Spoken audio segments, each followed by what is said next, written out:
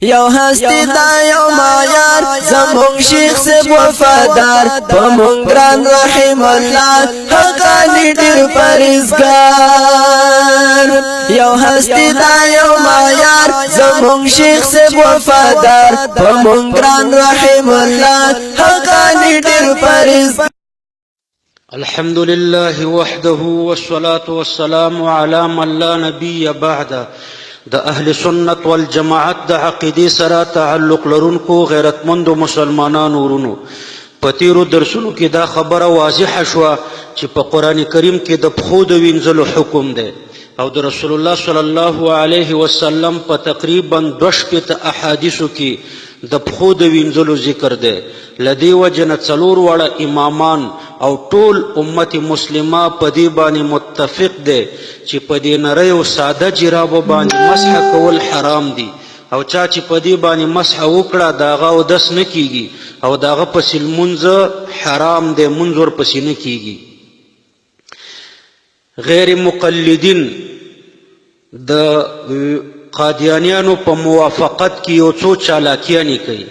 یو چالاکی د دوی مشر نیاز محمد کونړی عرف من الله پیشاوری لیکي چې د امام ابو حنیفه رحمه الله نه 2 رای نقل دي.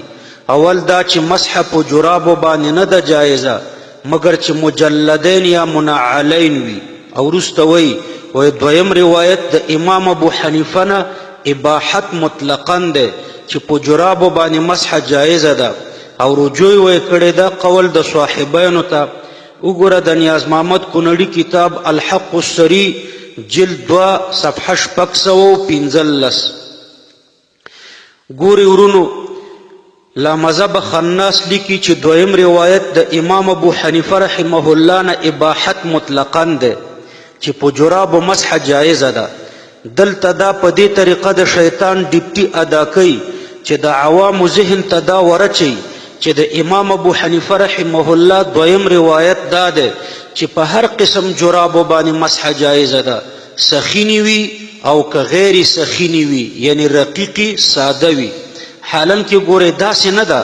د امام ابو حنیفه رحمه الله دا 2 روایته په سخینو جرابو کې دي، یعنی اول امام صاحب په سخینو جرابو باندې مسح کولو ته ناجایز ویلي او وروسته د صاحبانو قول ته رجوع وکړه او په سخینو جرابو باندې مسح کولو ته جایز ویلي، یعنی په هغه جرابو باندې مسح کولو ته جایز ویلي چې د موضوع په شان دومره ډبلی وي چې اقلا 3 میله مزل پکې بغیر د بوټونو او څپلیو نه کیږي او د ډبلوالي په وجه پخپله بغیر د ربړ او د کشک نه د پښو پورې نښتي وي او د موضوع په شان ترېنه پښو ته اوبه نه تیریږي، یعنی دا ماسې. یعنی خلاصه دا چې د امام صاحب په مذهب په دې ماسو باندې په اول کې مسح ناجایزه وه او وروسته د صاحبانو قول ته رجوع وکړه او وی فرمیل چې په دې باندې مسح جایزه ده. ګوره صاحب د بدایع فرمایي وان کان سخینین لا يجوز عند ابي حنیفه وعند ابي يوسف ومحمد يجوز، وروي عن ابي حنیفه انه رجع الى قولهما في آخر عمره. یعنی که جراب سخینی وي نو د امام صاحب په نیز ور باندې مسح نه ده جایزه او د امام ابو یوسف رحمه الله او د امام محمد رحمه الله په نیز ور باندې مسح جایزه ده. او روایت شوی دی د امام ابو حنیفه رحمه الله نه چې د په آخر عمر کې د صاحبانو قول ته رجوع کړی ده. بدایع الصنایع جل اول صفحه 3 کتاب الطهارة المسح على الجوارب.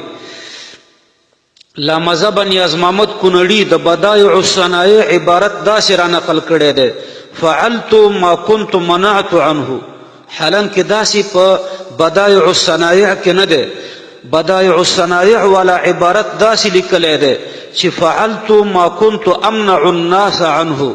بدایع جل اول صفحه 3. نو ګوره صاحب د بدایع د نریو جرابو په باره کې فرمایي وروسته وان کانا رقیقین یشفان الماء لا يجوز المسح علیهما بالاجماع. یعنی که جراب نری وي نه د جایزه ور باندې مسح په اجماع د ټول امت. بدایع جل اول صفحه 3. صاحب د هدایې فرمای چې ولا يجوز المسح على الجوربين عند ابي حنیفه رحمه الله. او وروسته بیا فرمای یعنی د امام صاحب په مذهب په جرابو باندې مسح نه ده جایزه. وروسته فرمای صاحب د هدایې چې وقال يجوز اذا كان سخینین یشفان. او صاحبین فرمای چې کله جراب سخینی وي بیا مسح ور باندې جایزه ده. وروسته صاحب د هدایې فرمای وعنه انه رجع الى قولهما وعليه الفتوى. او د امام صاحب نه روایت ده چې د صاحبینو قول ته رجوع کړی ده او په همدې باندې فتوا ده. هدایه جل اول صفحه 80 باب المسح على الخفين. صاحب د مجمع الانهر فرمای وعلى الجوارب مجلدا او منعلا وكذا على السخينين في الأصح عن الإمام لرجوعه إليه قبل موته ب3 أيام وهو قولهما وعليه الفتوى جل اول صفحه 4 نو ګوره لا مذهب خناسه د خلکو ذهن ته دا وسوسه مور اچوا چې امام صاحب په نریو جرابو باندې مسح کړی ده. د الله پاک نه وویریږه او نور د دې یهودي تحریف او کتمان نه توبه وباسه. قسم په الله چې شیطان په دې څه د پاسه 1400 کالو کې د اسلام دومره په دې 1400 کالو د اسلام کې دومره مسلمانان نه دي ګمراه کړي لکه تاسو چې په دې څه د پاسه یوه صدۍ کې څومره ګمراهان کړل. له مذهب خناس مخکې لیکلي دي چې د سخینینو قید په هیڅ صحیح حدیث کې نه دی راغلی او هیڅ دلیل پرې نه د حدیث نشته او نه د صحابي د اثر نه او نه د قیاس صحیح نه. الحق السری جلد 2 صفحه 614.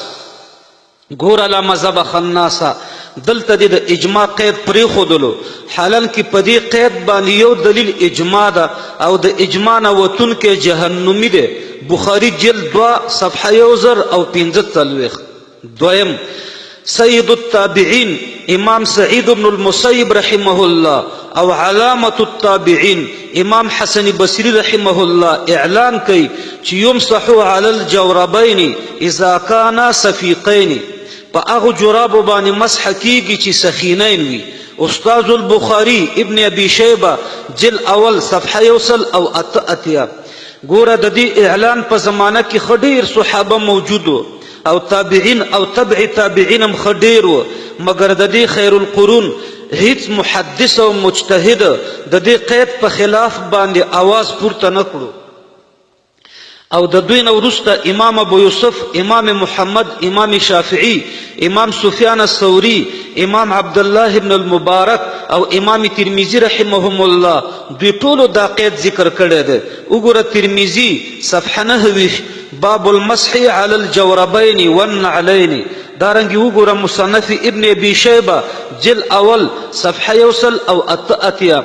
لیکن هیڅ چا د دوی په خلاف आवाज پورته نه کړو او دا شرط دی محدثینو د خپل رای نه دی لګولې بلکې هغه متواتر احادیث چې د موضوع د مسح په باره کې راغلي دي هغه په خپل مخ کې ایښي دي او دا شرط ترې نه راخستی دی ځکه چې په متواترو احادیثو کې په موضوع باندې د مسح ذکر دی او موضوع سخینی وي نو په جرابو به هلته مسح جایزه وي چې دام د موضوع په شان سخینی وي او که نری وي بیا د موضوع په شان نه دي نو د موضوع د متواترو احادیثو لاندې نه راځي او زیادت په کتاب الله باندې د متواتر حدیث په وجه جایز ده د خبر واحد په وجه د قرآني حکم تغییر نه ده جایزه.